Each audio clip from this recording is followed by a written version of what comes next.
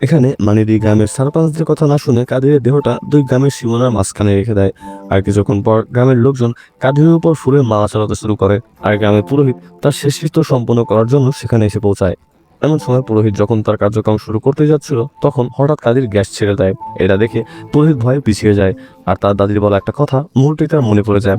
একদিন পৃথিবীতে এমন একজন মানুষ আসবে যে মৃত্যুর পর তার শরীর আর কেউ উঠাতে পারবে না, সে এতটাই ভারী থাকবে, তার মৃত শরীরে ভগবান ভর করবে। এসব কথা মনে করে পুরোহিত চিৎকার করে বলেন, আমাদের কল্যাণের জন্য ভগবান নিজে ধরণীতে অবতীর্ণ হয়েছেন। এমন সময় সেখানে থাকা একজন মহিলা অজ্ঞান হয়ে পড়ে যায়, আর পরীক্ষা করে দেখা যায় সে গর্ভবতী, অথচ বহু বছর ধরে তার কোনো সন্তান হয়নি। এরপর পাহাড়ের দিকে তাকাতেই তারা দেখতে পারে যে দূরে দাঁড়িয়ে একটা ময়ূর ডাক দিচ্ছে।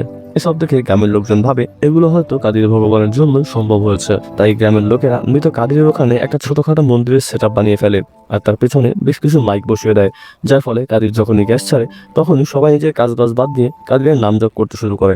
এমনকি পুরোহিত মশাই মাইকে ঘোষণা করে বলেন, যারা ভগবান কাদিরকে নিষ্ঠা আর সত্য হৃদয় দিয়ে সেবা করবে, ভগবান তাকেই আশীর্বাদ দেবেন। একথা শোনার পর দুই গ্রামের লোকজন আবার নিজেদের মধ্যে ঝগড়া শুরু করে। তখন পুরোহিত সবাইকে শান্ত করে বলেন, ভগবান নিজেই ঠিক করবেন তার প্রকৃত ভক্ত কারা আছে, কোথায় থাকবে।